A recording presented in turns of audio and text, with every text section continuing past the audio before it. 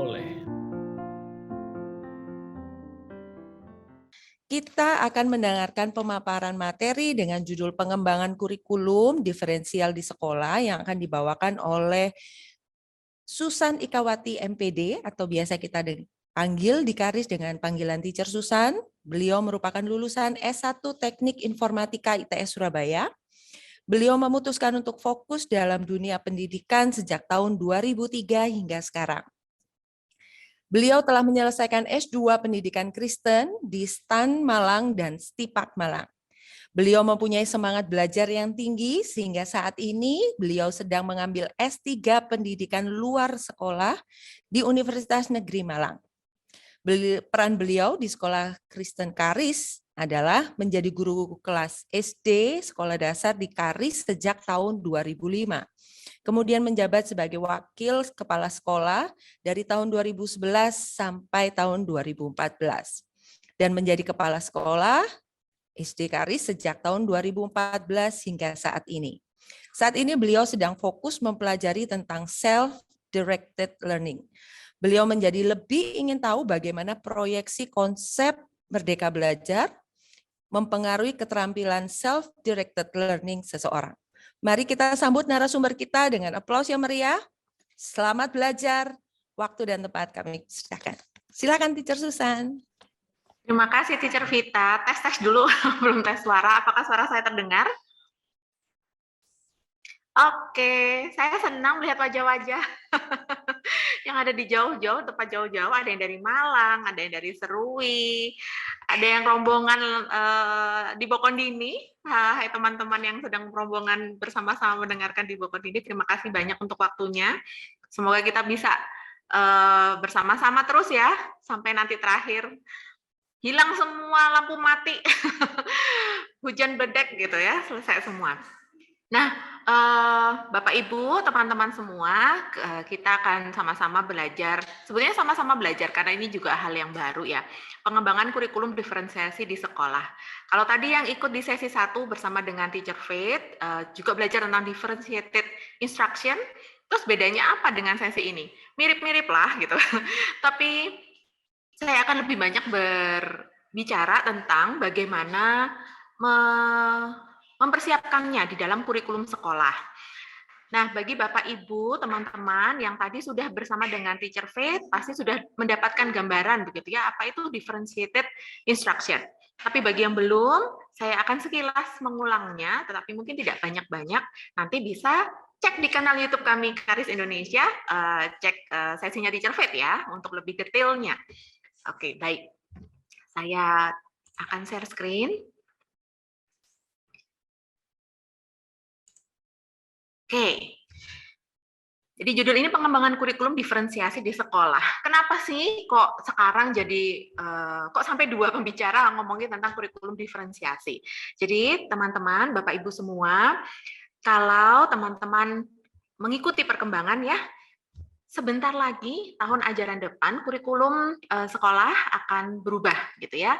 Kurikulum akan berubah, secara teknis juga berubah, kemudian harapan dari pemerintah tentang bagaimana kita melakukan pembelajaran di sekolah juga berubah.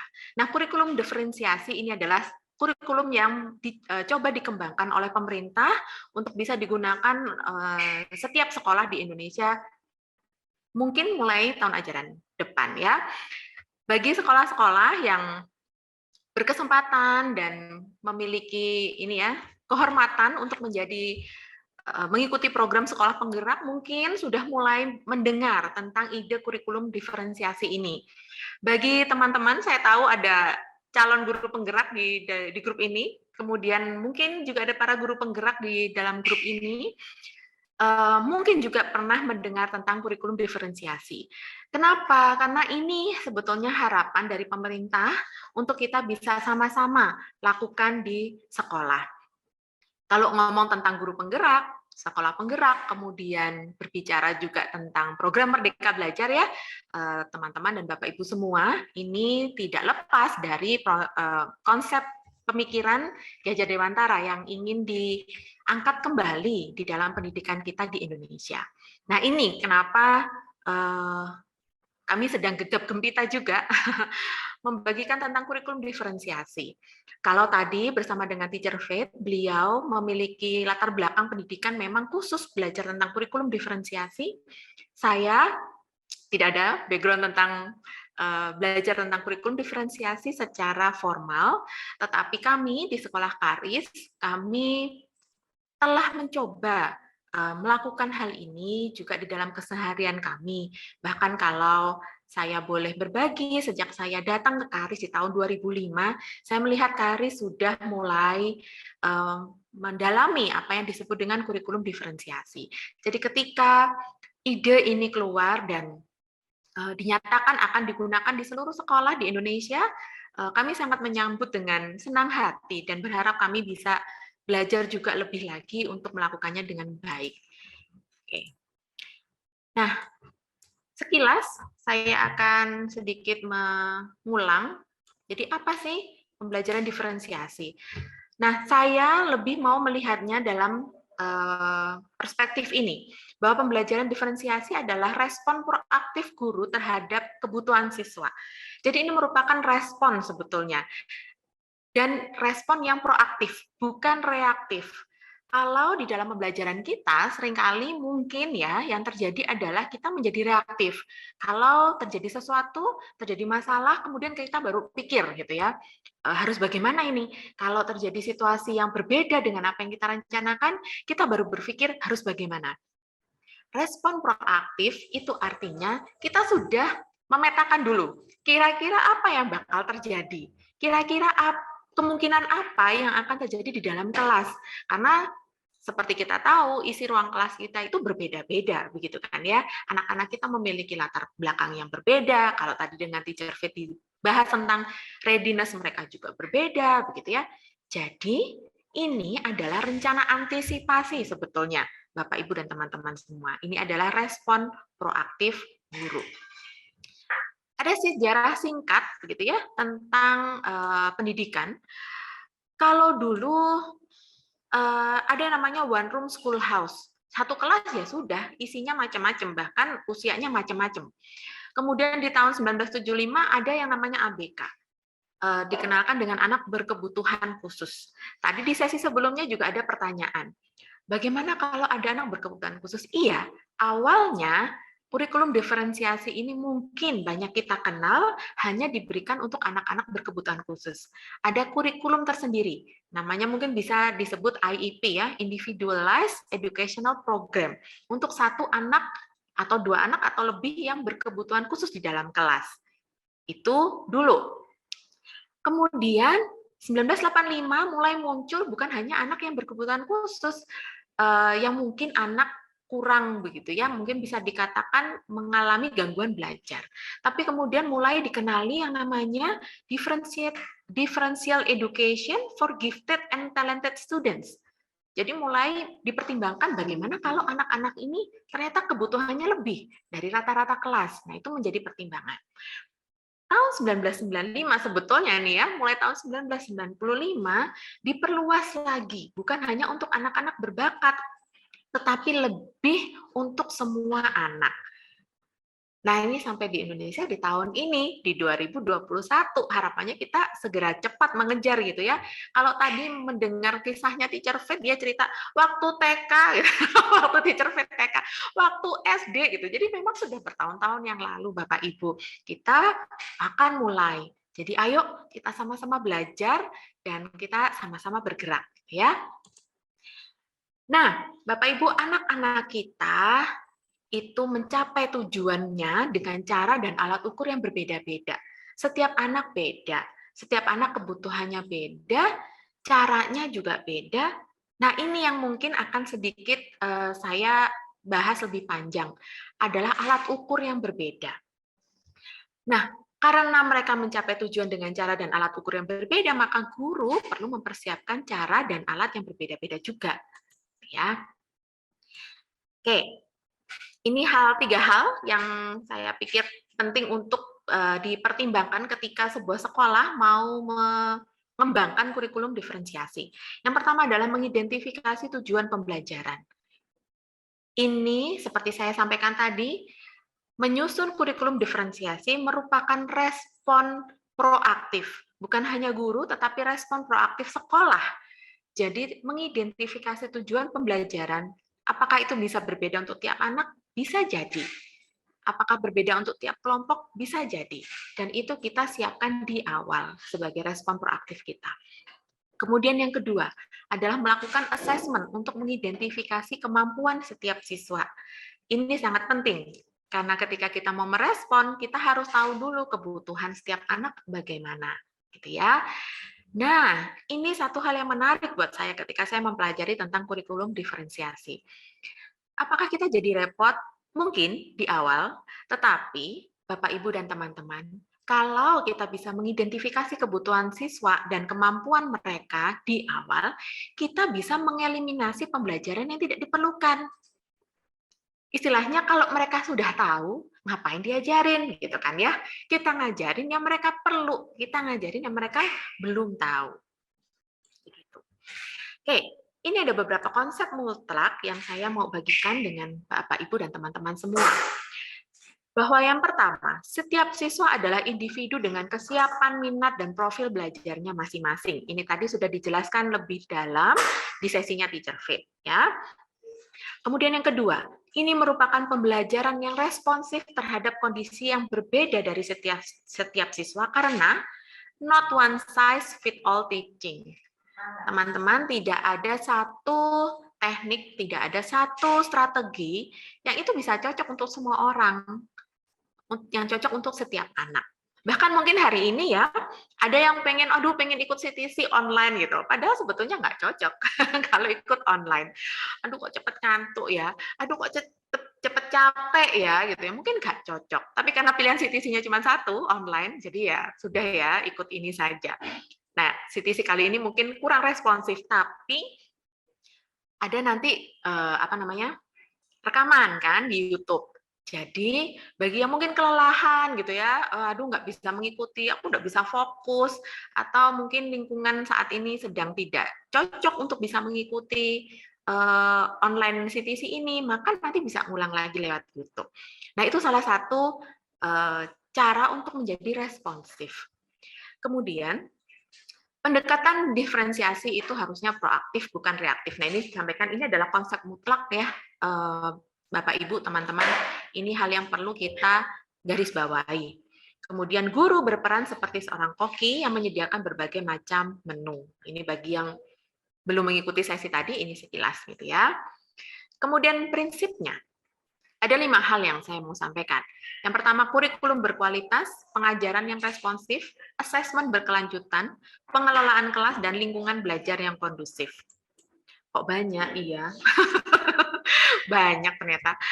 Kurikulum yang berkualitas. Kurikulum yang berkualitas itu yang seperti apa? Tujuan yang jelas. Oh, saya punya K13. Apakah saya harus menggantinya? Oh, tidak perlu diganti. Tetapi kita tahu benar, kita paham benar sebetulnya tujuan belajarnya apa sih gitu. Bukan hanya sekedar pokoknya saya pakai kurikulum ini. Belajarnya tentang apa? Nggak tahu, pokoknya saya pakai kurikulum ini. Tidak bisa begitu. Nah, Bapak Ibu, mungkin ada para pemimpin sekolah saat ini yang sedang bersama-sama di ruang breakout room ini. Kurikulum di depan nanti oleh pemerintah akan berubah kembali dan disebut menjadi kurikulum operasional sekolah. Mirip-mirip menurut saya ya. Mirip-mirip lah sama KTSP. Yang intinya, iya kita menggunakan K13, tapi kita sekolah diberikan kebebasan untuk kita bisa mengatur bagaimana kita akan melaksanakan kurikulum tersebut. Nah, bagaimana kita akan melakukannya? Kadang ketika kita diberikan kebebasan, hal yang paling sulit itu bukan ini ya, bukan ketika kita disuruh-suruh ya. Menurut saya hal paling sulit itu ketika kita diberikan kebebasan. Karena ketika diberikan kebebasan, kita harus paham betul kalau mau ngutek-ngutek kurikulumnya, kalau mau mengatur kurikulumnya, kan kita harus tahu betul sebetulnya tujuan dari kurikulum ini apa, begitu. Jadi harus jelas. Kemudian fokus pada pengertian dan bukan hafalan. Kemudian dipastikan keterlibatan siswa dalam tugas atau assessment. Dan teaching up. Teaching up ini maksudnya semuanya bisa fokusnya di sini. Challenge the smart. Kalau anaknya itu smart, ya beri dia challenge yang lebih tinggi.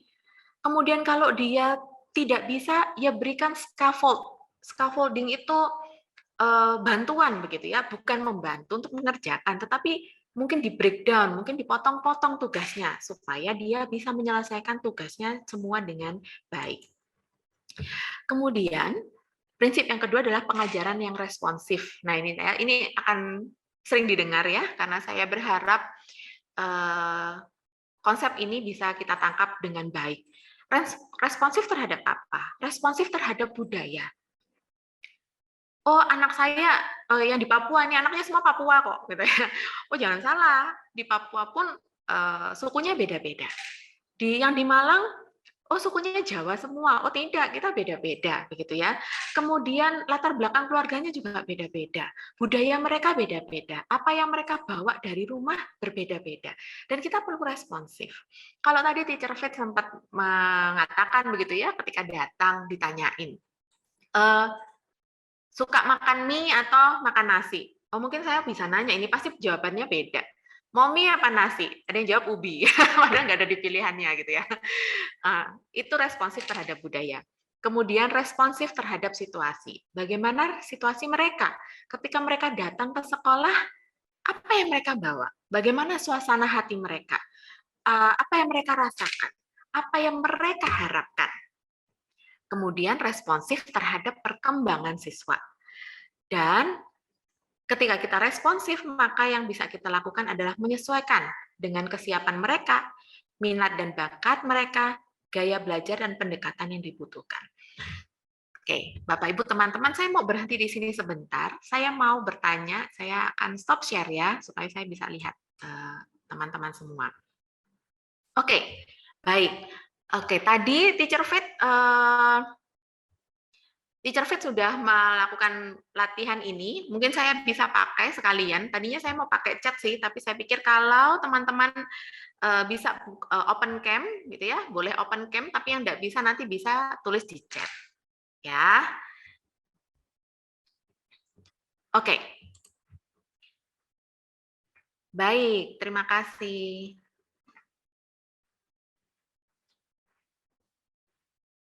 Oke. Oke, sekarang saya mau menanyakan beberapa hal ya. Jadi silakan, tadi kita sudah latihan sama Teacher Fit, pakai 1 atau 2, gitu ya, pakai 1 atau 2. Tapi ini pertanyaannya tidak bersifat pribadi, teman-teman. Saya mau tahu saja apa yang teman-teman sedang hadapi di sekolah, begitu ya. Oke, saya mau lihat dulu, teman-teman. Coba bayangkan di ruang kelas teman-teman, begitu ya. Seberapa besar perbedaan budaya yang ada di kelas teman-teman? Kurang dari 50% atau lebih dari 50%?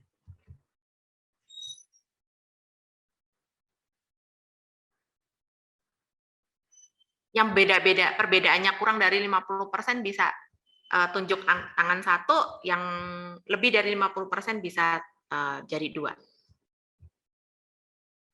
Oke. Baik.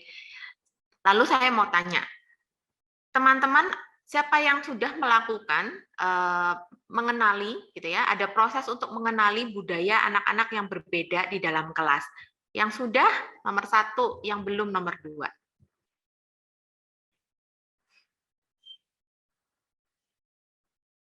Oke, terima kasih. Sekarang saya mau yang nomor 1 ya, yang sudah tunjuk jari 1, bisa tolong tulis di chat. Kira-kira apa yang teman-teman sudah lakukan dalam usaha teman-teman untuk mengenali budaya yang berbeda-beda di dalam kelas itu tadi? Apa yang teman-teman lakukan? Bisa tolong tulis di chat. Jadi kita bisa belajar sama-sama ya. Mempelajari biodata murid, terima kasih Bu Uli.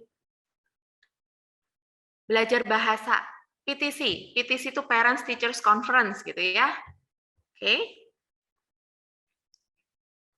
Ketika mereka menyampaikan pendapat, itu langsung berusaha dikenali begitu ya, budayanya beda gitu ya. Oke. Ada lagi yang mau berbagi? Bu Mirani bisa mengenali orto gitu di awal ya Bu Mirani ya. mengenal ortu. Wawancara dengan pengasuh panti. Oh, ini ada di panti. Memasukkan keragaman ke pelajaran yang mendukung. Personal meeting with parents. Sudah tapi belum maksimal dengan banyak berkomunikasi dengan wali murid. Pengamatan di kelas. Parents meeting, student survey. Bertanya pada mereka tentang kegiatan di rumah dan komunikasi dengan orang tua. Betul sekali. Terima kasih banyak teman-teman. Saya langsung mulai mengeliminasi slide-slide saya yang saya tidak perlu sampaikan. Karena teman-teman sudah sangat paham begitu ya tentang hal ini. Oke, terima kasih. Saya akan lanjutkan kembali ya. Oke. Nah, kita sudah sampai di budaya tadi ya, berusaha mengenalinya, kemudian kita berusaha untuk bisa responsif. Lalu bagaimana dengan assessment? Nah, ini yang kami mau bagikan, teman-teman. Bahwa kita perlu melakukan yang namanya assessment berkelanjutan. Assessment di awal pelajaran. Ketika kita mengatakan assessment, bukan berarti bentuknya itu tes saja, atau kita memberikan worksheet gitu ya, pekerjaan ke anak-anak, atau latihan soal. Bukan hanya itu. Tetapi assessment yang kita lakukan bisa dalam hal mengenali readiness mereka. Gitu ya. Kalau contoh tadi pagi yang diberikan hanya sekedar tanya, tadi pagi makan apa gitu ya. Begitu ada yang bilang saya belum makan, sudah lah ya. Bapak Ibu pasti paham ya, saya juga begitu. Kalau belum makan itu konsentrasi rendah sekali. Kalau seperti itu Bapak Ibu harus sudah bisa responsif. Wah, ada yang lapar ini, gawat ini, pasti perhatiannya nggak pas ini gitu ya. Readiness perlu diamati. Kemudian interest dan juga learning profile, learning style mereka itu bisa kita assess di awal pelajaran. Bagaimana dengan assessment di akhir pelajaran? Nah, ketika kita melakukan assessment di akhir pelajaran, saya langsung lompat di catatan terakhir. It's not grading. Bukan hanya penilaian, teman-teman. Yang dimaksudkan assessment di akhir pelajaran itu ketika kita berusaha memahami apakah yang kita sudah lakukan itu clear, blur, atau ada mereka menangkap atau mereka paham begitu ya. Nah, kemarin saya sempat berdiskusi dengan beberapa guru ketika ada training yang lain begitu ya. Terus kami mendiskusikan tentang hal ini. Hindari ketika kita mau ketika kita menanyakan satu pertanyaan ini ke kelas besar, kita bertanya, sudah mengerti anak-anak? Maka jawabannya adalah sudah, gitu. Yang terdengar di kita kan yang sudah, yang belum mengerti kan pasti nggak jawab, karena pertanyaan kita sudah mengerti anak-anak, sudah, gitu ya. Apakah memang itu yang terjadi? Teman-teman kita perlu aware. Kemudian kita perlu juga mengevaluasi, mengakses apakah yang kita sudah sampaikan, apakah materi yang kita sudah sampaikan tadi isi, sulitkah, suportifkah dengan anak-anak atau kurang tidak suportif. Kita itu menjadi evaluasi kita, gitu ya. Jadi ketika membicarakan tentang assessment berkelanjutan, ini bukan masalah memberikan nilai. Kemudian pengelolaan kelas, teman-teman, ketika membicarakan bagaimana caranya membuat tugas yang berbeda-beda di dalam kelas, bagaimana membuat proses yang berbeda-beda di dalam kelas. Tadi ada pertanyaan bagaimana caranya monitoring pekerjaan anak-anak kalau prosesnya beda-beda. Itu memang diperlukan yang namanya pengelolaan kelas yang baik. Buat aturan yang jelas, buat prosedur yang jelas, tadi juga disebutkan buat rubrik yang jelas kalau tugasnya berbeda-beda. Gitu ya. Kemudian lingkungan belajar yang kondusif. Ini yang penting juga dilakukan ketika anak-anak berada di dalam lingkungan differentiated instruction. Saya tertarik juga dari pertanyaan yang tadi pagi. Nah, bagi yang baru masuk di sesi ini mungkin sekali lagi ya, mungkin nanti bisa dilihat sesi sebelumnya. Tadi ada pertanyaan, nanti anak-anak milih yang gampang buat mereka. Kalau ada tes, ada project, ada presentasi, mereka akan memilih yang gampang buat mereka. Bapak Ibu, kalau kita diberikan berbagai macam jenis tugas, mana yang akan kita pilih? Yang sulit atau yang gampang? Kalau kita pilih yang gampang, kira-kira apakah pemahaman, kalau menurut kita itu gampang, Apakah pemahaman kita pada hal itu lebih kecil atau lebih tinggi? Pastinya lebih tinggi gitu ya. Jadi kenapa kok kita melihat itu gampang? Karena kita paham. Kenapa kok kita lihat ini sulit? Karena itu kita kurang paham begitu. Nah, ketika kita memberikan tugas ke anak-anak, bukankah kita mau melihat apakah mereka paham atau belum? Kalau mereka paham, pasti mereka akan bisa gitu. Jadi kalau mungkin kita sedikit mengubah mindset bahwa aku mau kasih sesuatu yang challenge anak-anak gitu, yang sulit, yang mungkin nilainya rata-rata nggak ada yang 100 gitu, karena yang 100 cuma buat teacher Susan, gitu. Kesempurnaan hanya punya teacher Susan misalnya. Tidak. Kenapa tidak kalau semua anak-anak berhasil, meskipun dengan cara-cara yang berbeda? Karena mereka memilih cara yang paling mereka pahami. Jadi menurut saya tidak masalah ketika anak-anak memilih hal yang paling mudah buat mereka. Tentu saja ketika pilihan misal ya teman-teman,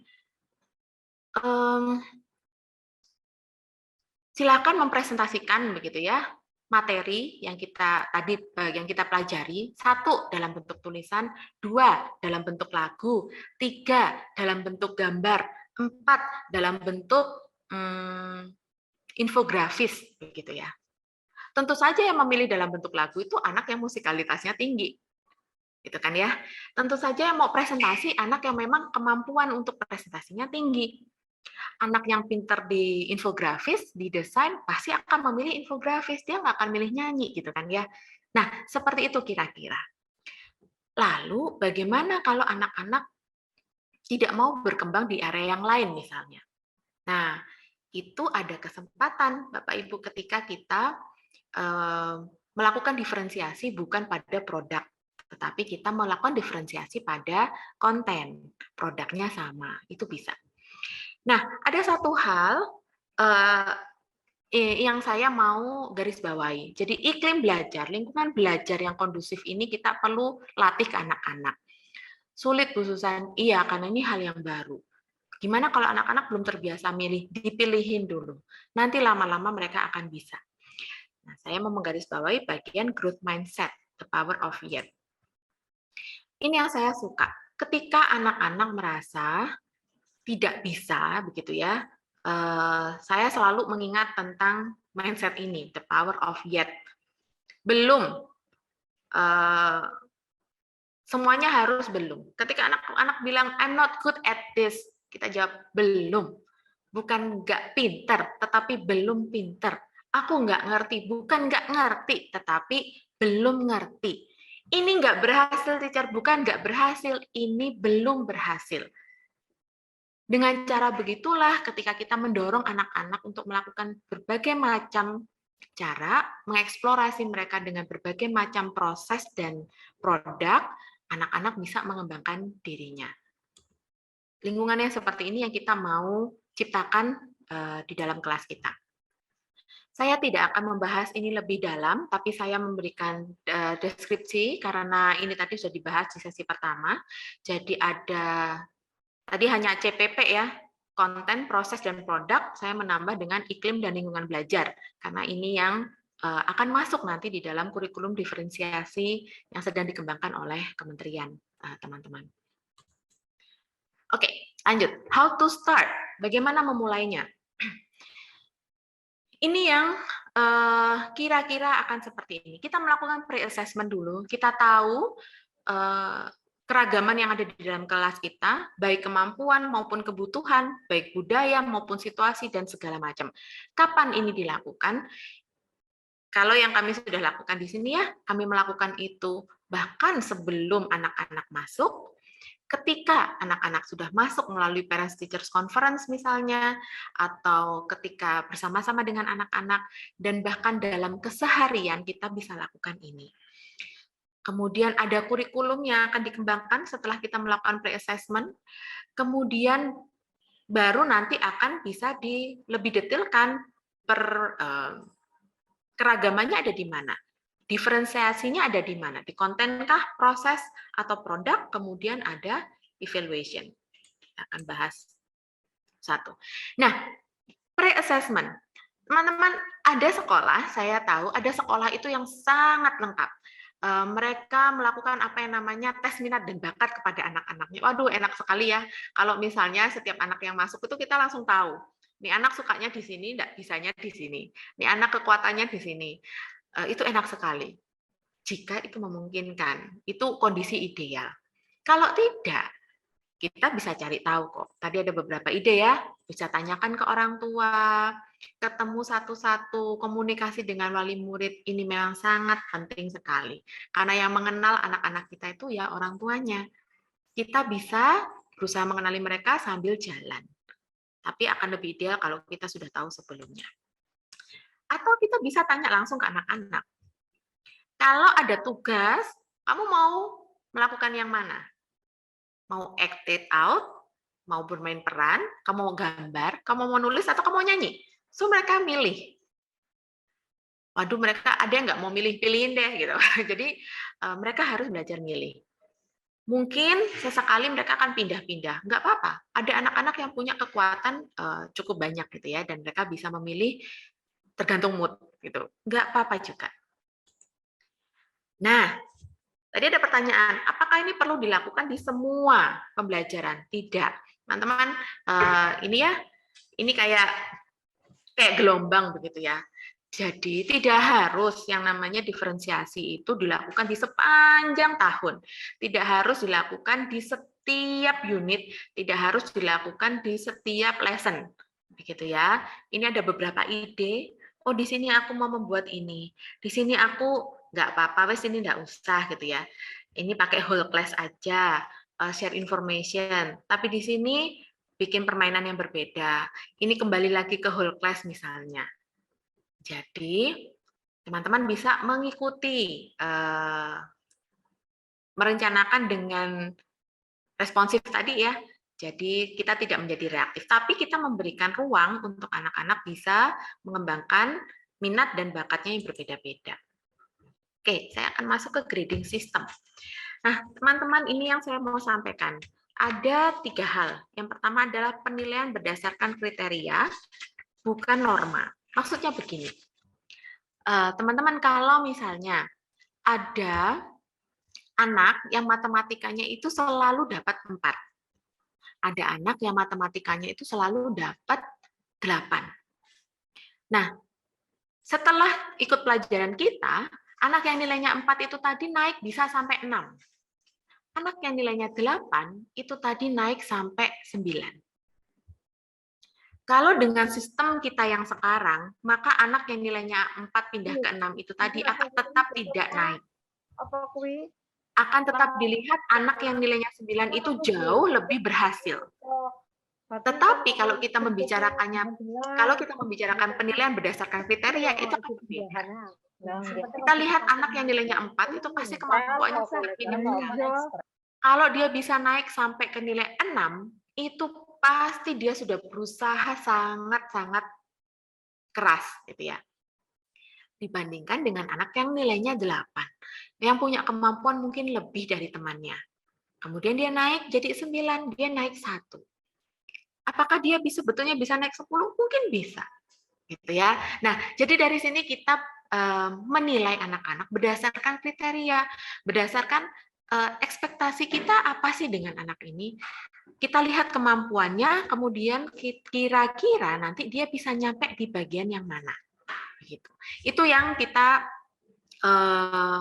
mau lakukan lebih banyak di dalam kelas. Khususan apakah nanti akan memungkinkan dengan sistem sekolah yang sekarang? Itu saya belum berani jawab. Harapannya nanti itu akan memungkinkan bahwa kita akan bisa memperhatikan kebutuhan setiap anak dan menilai anak-anak berdasarkan kriteria, bukan lagi berdasarkan standar yang sama untuk setiap orang. Kemudian ada yang namanya penilaian rapor 3P, itu ada performance, proses, dan progress.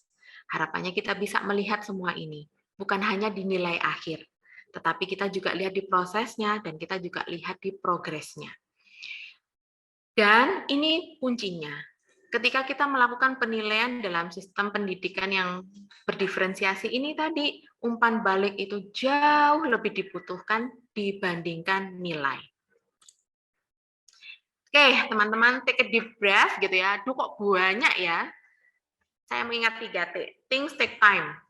Setiap hal itu perlu waktu, teman-teman. Jadi ketika kita mulai dengan satu unit, atau mulai dengan satu lesson, atau bahkan mulai dengan satu strategi saja. Khususnya nanti Januari saya mau nyoba satu dulu deh di sekolah. Sangat boleh direncanakan dulu. Apakah setelah ini kita langsung ubah semua kurikulumnya? Yo, jangan. Sedikit-sedikit. Kita coba dulu, kita latihan dulu, kita ubah strategi kita satu, lessonnya diganti satu, kemudian satu unit, nanti di bulan Juni kita bisa duduk sama-sama dengan teman-teman yang lain, kita bisa susun kurikulum juga sama-sama. Oke, ini sedikit gambaran tentang bagaimana kurikulum diferensiasi nanti akan dibuat. Kemudian ada stage 1, ada stage 2, ada stage 3. Yang pertama, ini ada yang disebut dengan backward design. Jadi kita benar-benar harus tahu dulu tujuan kita itu apa. Kemudian di situ kita pastikan kita mau anak-anak memahami apa sih. Kemudian di situ ada essential questions yang kita mungkin akan memberikan banyak pertanyaan yang akan mendorong anak-anak untuk mengembangkan dirinya. Kemudian di stage 2 itu ada evidence and assessment. Disinilah kita akan merencanakan kita mau membuat produk apa sih, dan bentuknya apa saja yang bisa dipilih anak-anak. Tentu saja ini adalah bentuk setelah kita tahu kondisi setiap anak kita. Kita tahu kemampuan mereka, kita tahu kebutuhan mereka. Kemudian kita rencanakan produk yang akan mereka buat nanti apa. Baru akan masuk ke learning plan. Jadi kira-kira nanti kurikulumnya akan seperti ini, teman-teman. Ya, mungkin itu dulu yang saya mau bagikan. Teacher Vita, mungkin kita akan ke pertanyaan dulu ya. Terima kasih. Ya, terima kasih Teacher Susan untuk pemaparan yang sangat menarik. Saya menangkap bahwa kurikulum ini menarik karena anak-anak juga sangat berbeda, jadi sangat baik untuk kita sebagai tenaga pendidikan untuk bisa mengakomodasi mereka. Kita akan masuk dalam sesi tanya-jawab. Ada 15 menit sampai 20 menit ke depan. Sudah ada 2 pertanyaan yang muncul di chat, saya akan bacakan.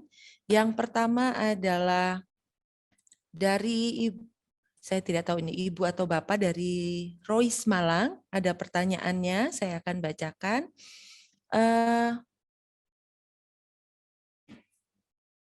Oke, sebentar. Oh, agak ketutup. Oh, sudah di atas. Bentar ya. Oke. Pertanyaan pertama yaitu dalam kurikulum ini bisakah kita mengeliminasi sebuah mapel jika dirasa tidak diperlukan? Teacher Susan, mungkin bisa dijawab terlebih dahulu untuk soal yang pertama. Ini pertanyaan bagus.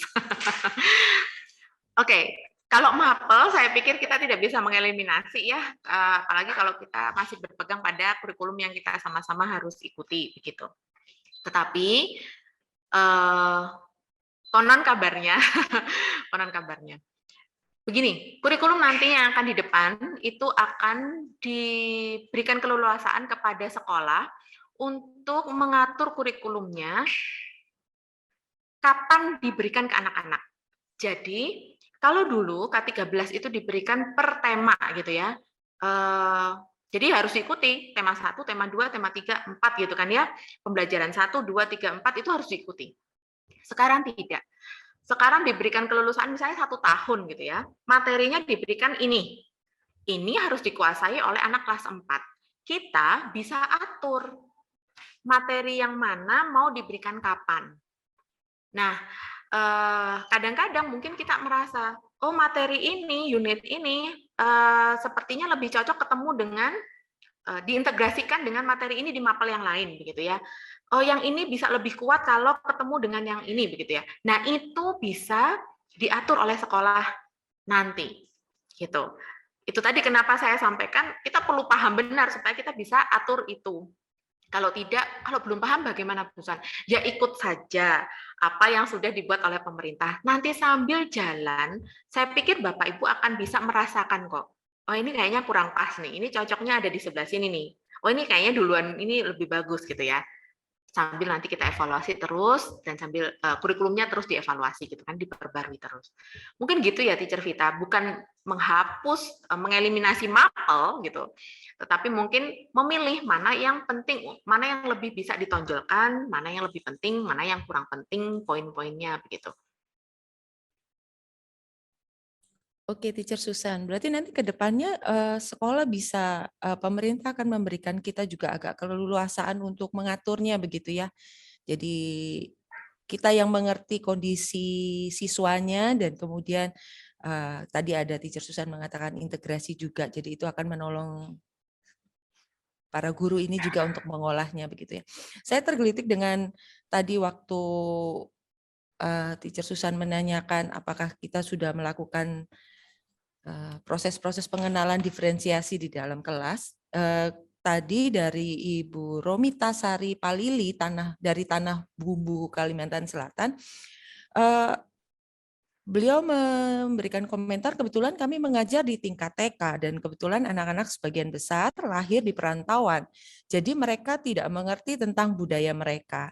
Kalau ini jadi pertanyaan dari saya begitu, apakah apa yang kita bisa lakukan ketika mengenal budaya mereka saat mereka sendiri dengan usia yang masih dini ini tidak mengerti?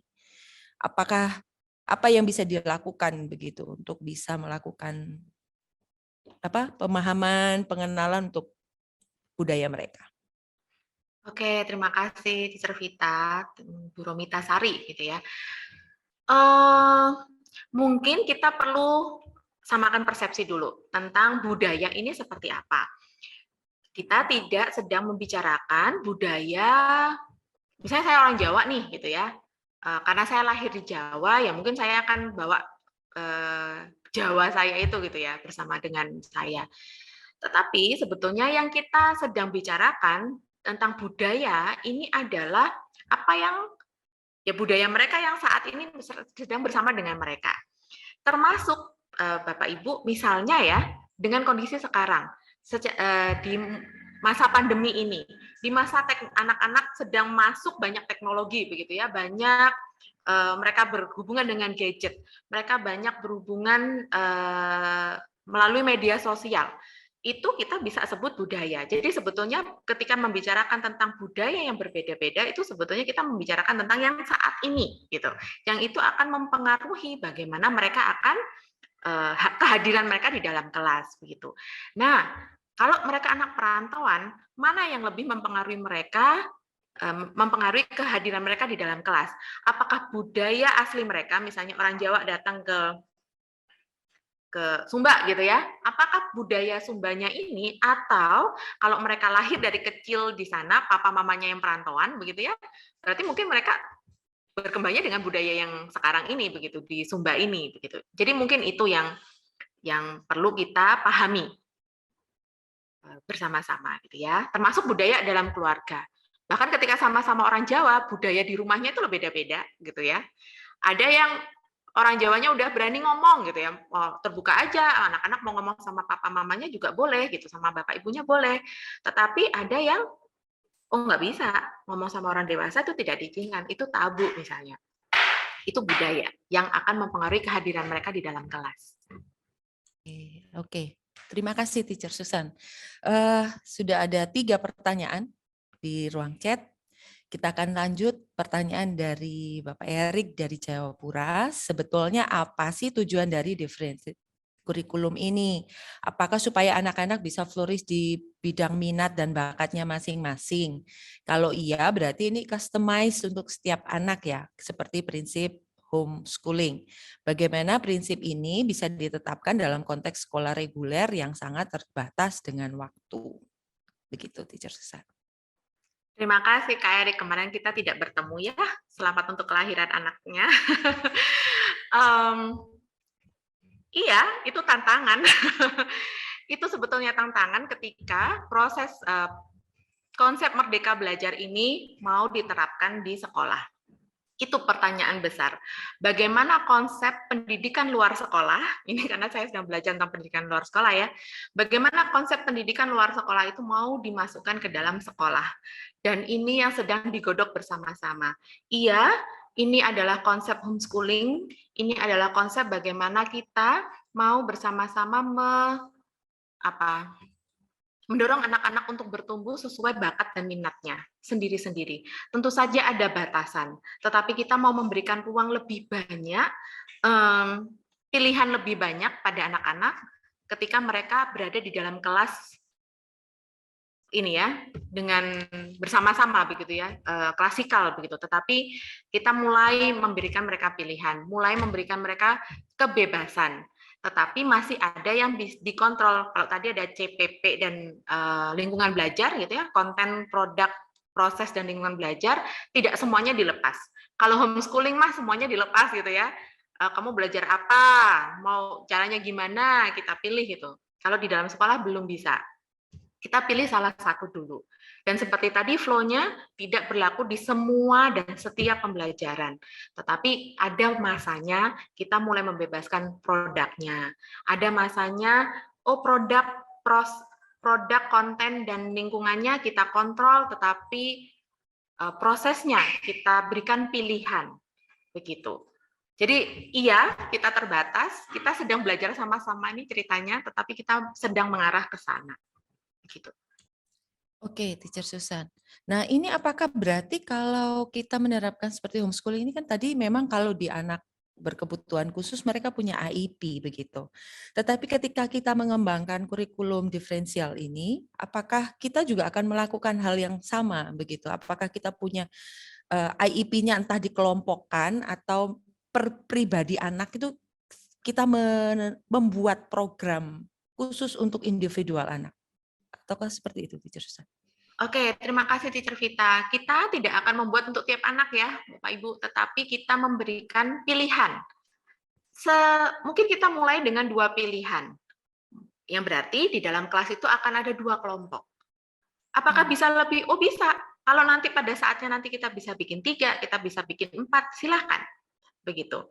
Nah, jadi apakah nanti di dalam perencanaan kita ada nama tiap anak? Oh tidak. Jadi kita tidak akan membuatnya semakin sulit begitu ya. Tetapi misal seperti tadi ya, contoh dari Teacher Fit deh, saya ulang. Misalnya kita mau belajar tentang gunung berapi. Itu kontennya kita tidak bisa ubah. Memang kita sedang belajar tentang gunung berapi. Tapi oke, saya mau tes pemahaman anak-anak. Oke, produknya boleh berbeda. Ada yang mau presentasi, ada yang mau membuat infografis, ada yang mau mendongeng misalnya, ada yang mau menggambar misalnya. Aduh itu pilihannya terlalu banyak khususan. Misalnya pakai presentasi sama ngomong ya, sama bikin infografis saja. Ya sudah, dari situ itu aja kita sudah memberikan kesempatan untuk anak-anak yang kuat. Ketika mereka presentasi, mereka akan bisa excellent di sini. Kalau mereka tidak terlalu berani ngomong di depan, tapi mereka lebih banyak bisa menulis atau mereka membuat infografis, ya mereka akan kuat.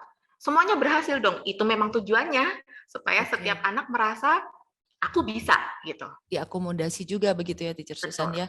Nah ini kalau nyambung, maaf kalau saya loncat karena ini berkaitan dengan pertanyaan Ibu Diana dari Surabaya, berarti nggak masalah ya kalau diterapkan di kelas dengan jumlah yang besar begitu. Selama pilihannya tadi bisa, ya jangan memberi pilihan yang terlalu banyak karena akan menyulitkan karena jumlah siswa di dalam kelasnya terlalu banyak begitu. Bisa mulai dari beberapa pilihan yang sederhana itu tadi ya. Iya, 3T. Things take time. Jadi jangan langsung jump in gitu ya. Nanti semua anak boleh berbeda. Ya mungkin suatu saat nanti. Tetapi ketika kita bisa memulai dari 2 saja, bedakan 2 saja. Kontennya dibedain 2 gitu. Saya pikir teman-teman sering kok melakukan ini. Misalnya hari ini kita belajar tentang menyanyi lagu dengan birama berapa, misalnya 3/4 atau apa sih? Kok saya sok ngomongin tentang musik ya. Seperti itu. Tapi lagunya silakan pilih sendiri. Nah itu sudah termasuk boleh memberikan kebebasan gitu. Jadi nggak semuanya harus nyanyi lagu ini. Yang suka lagu itu nyanyinya semangat, yang nggak suka nggak ini gitu, nggak pengen Pentingnya gitu kan. juga tujuan pembelajarannya sedang belajar apa begitu ya. Jadi tidak terpaku untuk satu hal, untuk Ya, satu lagu tadi contohnya ya. betul. Nah, ini yang tidak akan pernah berubah. Tujuan pembelajaran tidak boleh berubah. Tujuan pembelajaran tidak berbeda untuk setiap anak. Tujuan pembelajaran sama untuk setiap anak. Yang berbeda hanya 4 tadi. Konten, proses, produk, dan lingkungannya. Ya, oke. Nah, ini ada pertanyaan dari Ibu Selvi. Nah, beliau merupakan guru matematika dari Sumba. Nah, dalam K13 kurikulum 2013, metode apa sih yang kira-kira bisa dipakai sama Bu Selvi untuk mengajar matematika dengan kurikulum ini? Begitu. Ada ide dari Teacher Susan? Kayaknya tadi ini ya, di kelas Paidi dan Tumini. Sesinya Teacher Iya, Koko iya, ya. iya. Ini kan pasti berbeda ya, kelas berapa gitu kan, kelas berapa, pelajaran apa, maksudnya unit yang mana. Tetapi misal ya Bapak Ibu, apalagi kalau matematika. Matematika ini kita perlu bawa anak-anak dari konkret dulu, kemudian pictorial gitu ya, digambar begitu sampai mereka bisa paham untuk konsep yang secara abstrak. Nah, setiap anak itu kecepatannya, kalau matematika ya, kecepatan setiap anak pindah dari konkret pictorial ke abstrak ini pasti beda-beda. Dari C ke CPA ini beda-beda. Ada yang DC terus gitu. Anak saya ini DC terus, mau konsepnya semakin abstrak saya mesti konkretkan ke dia. Dia akan sulit ke sini. Ada anak yang mental math-nya udah kuat, jadi dia langsung masuknya ke abstrak itu loh, enggak masalah begitu. Jadi nah ini ketika kita mengajarkan ke anak-anak mungkin secara proses pasti harus berbeda-beda ya. Ada yang kita bantu secara pictorialnya begitu misalnya, atau buat langsung dari berikan konkretnya dulu. Ada anak yang bisa langsung lompat ke bagian abstraknya. Ketika memberikan tes pun, ketika mereka melakukan prosesnya gitu ya, proses menyelesaikan soalnya pun mereka bisa berbeda-beda. Ada yang bisa langsung dikasih rumusnya, ada yang nggak pakai rumus, tapi pokoknya dia tahu cara berpikirnya bagaimana untuk menemukan jawaban itu. Itu hal-hal seperti itu yang kita bisa mulai terbuka begitu. Jadi sangat penting untuk mengenali kondisi siswa masing-masing begitu ya, untuk Sangat. untuk penerapan kurikulum ini begitu. Nggak bisa kita tahu-tahu memberikan pilihan tanpa mengerti dulu ya anak-anak ini dasarnya dari mana begitu ya, kondisi mereka begitu. Oke, terima kasih. Semoga ini menolong Ibu Selvi untuk menjawab pertanyaannya.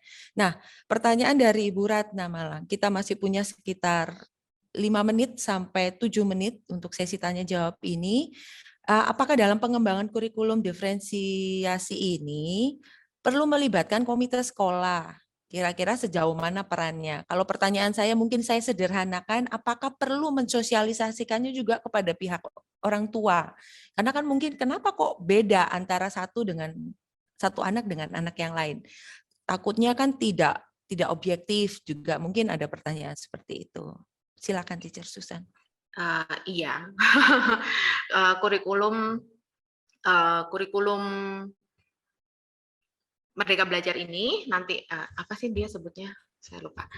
Kalau nanti akan diterapkan di semua sekolah, pasti Bapak Ibu pasti akan ada proses yang namanya sosialisasi. Ini bukan sesuatu yang tiba-tiba berubah gitu ya, nanti semua orang kaget-kaget. Oh ini aja sekarang gurunya mungkin kaget-kaget gitu ya, kita juga sedang belajar. Jadi mungkin kita bisa curi start, coba-coba begitu ya. Nanti kita akan sosialisasikan, dan itu memang perlu waktu. Sama ya, kita dulu juga, tadi saya ngintip-ngintip pertanyaan ya tadi Teacher Vita ya, ada yang tanya, Aris bagaimana gitu, apakah sudah nyoba? Saya jadi ingat dulu ketika kami mulai, ada anak yang tesnya berbeda gitu ya, dia tidak perlu baca soal, tetapi kami bacakan soalnya gitu ya, atau soalnya kami potong-potong gitu ya, kami potong-potong soalnya, temennya bisa langsung dapat 2 dijepret gitu ya, yang temennya enggak, satu soal keluar dulu, atau jumlahnya berbeda. Itu pun dulu kami harus menjawab pertanyaan, kok beda gitu, kok gitu, kok kenapa gitu. Sekarang kami bisa menikmati itu. Sekarang ketika bahkan soalnya berbeda, yang dibahas berbeda, produknya berbeda, kami sudah jarang, tapi ada lah ya, sudah jarang mendapatkan pertanyaan kenapa kok soalnya berbeda, kenapa kok produknya berbeda, kenapa dia mengerjakan begitu kok aku begini, begitu. Seperti itu. Cervita, maaf karena waktunya ini saya menjawab sedikit lagi ya. Silakan. Iya, tadi dari Bu Uli saya lihat sekilas, ya Bu Uli memang tetap ada, tidak sebebas-bebasnya ya tentang tadi yang homeschooling ya, ada tujuan, ada kurikulum yang memang harus dipegang begitu. Cuman kalau homeschooling memang lihat satu anak gitu ya, lebih spesifik ya. Ini tadi pertanyaannya kalau misalnya dalam kelas besar bagaimana? Tentu saja kita nggak bisa pegang satu-satu. Terus di dalam sekolah waktunya terbatas, makanya itu kita mesti yang dikontrol mungkin lebih banyak daripada yang dilepasin gitu. Yang dimerdekakan ini yang dikontrol lebih banyak daripada yang diperdekakan. Kontrol kita masih lebih besar dibandingkan kalau homeschooling. Kalau homeschooling memang lebih spesifik untuk setiap anak satu-satu gitu ya. Benar. Oke. Apakah ada yang mau langsung dijawab lagi, Teacher Susan? Ini ada tadi apakah contoh untuk konten yang berbeda dengan hasil satu produk? Tadi mungkin sepertinya sudah ya.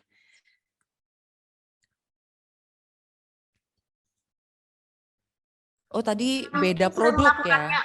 Kami sering melakukan ini ya, minggu-minggu ini kami sedang final test. Jadi memang final test kami konsepnya seperti ini, diferensiasi begitu ya.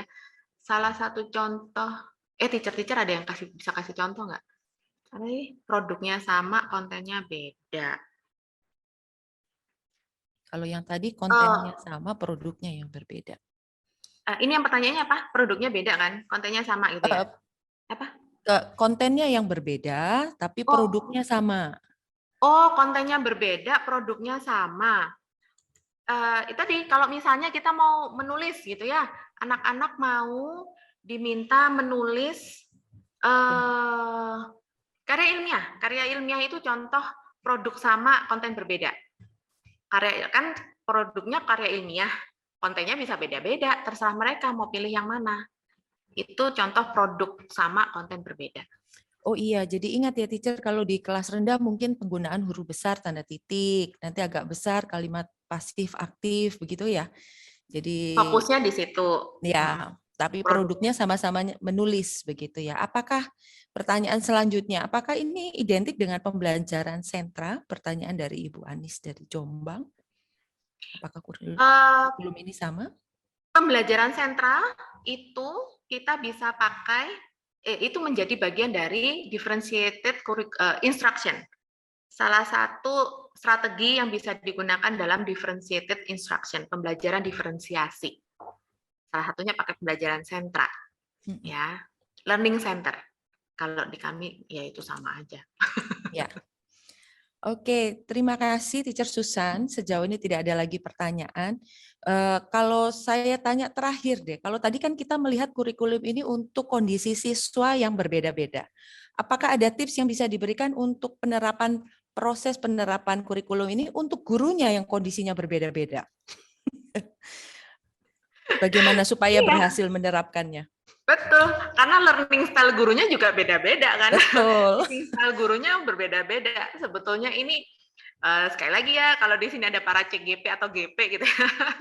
Sebetulnya konsep ya, mungkin saya kembali konsep dari Ki Hajar Dewantara yang memang mau dikembangkan kembali di dalam pendidikan di Indonesia, bahwa anak-anak mau didorong untuk bisa berkembang secara sesuai dengan kodrat mereka, kodrat alam maupun kodrat budaya mereka gitu ya. Tapi gini, ada satu hal yang kami belajar bersama-sama begitu ketika memahami konsep ini, bahwa pendidikan ini adalah pendidikan yang menghamba kepada siswa. Itu nggak enak banget didengarnya, menghamba kepada siswa. Intinya memang kita mau mulai belajar mengikuti anak-anak ini arahnya mau kemana. Dan itu mungkin akan berbeda dengan natur kita ya, teman-teman. Jadi kita mesti hati-hati supaya kita tidak reaktif dengan kondisi yang ada di depan kita nanti, tetapi kita bisa responsif. Ketika kita merencanakan, kita bisa melihat aku mau suruh anak-anak begini, tapi aku nggak suka loh sebetulnya, gitu kan ya. Aku mau suruh anak-anak nyanyi, mau suruh anak-anak performance, tapi itu nanti menilainya aku lo males, gitu kan ya. Itu mesti dipertimbangkan. Kita sudah mengantisipasi di depan. Kita sebetulnya mau kasih pilihan apa, apakah pilihan itu cocok dengan mereka, apakah pilihan itu doable untuk diriku sendiri ketika melakukannya. Jangan nanti teman-teman di tengah-tengah freak out sendiri dan menyesali, ngapain kemarin mereka tak suruh kasih tugas ini ya, itu yang sering terjadi di karir. Ya, terima kasih teacher. Jadi bukan berarti walaupun tadi istilahnya menghamba pada murid, bukan berarti mereka yang pegang kendali remote kontrolnya, tetap kita, tetapi memang menyesuaikan dengan cetakannya itu cetakannya mereka, karena Tuhan ciptakan mereka juga luar biasa dengan keistimewaan masing-masing begitu ya. Terima kasih teacher Susan. Sekali lagi mari kita beri applause sama-sama. Sesi 2 sudah berakhir dengan berakhirnya sesi tanya jawab ini.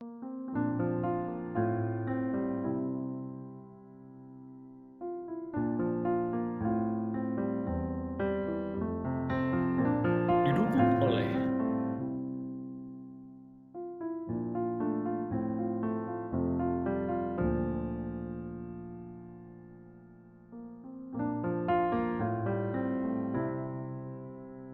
didukung oleh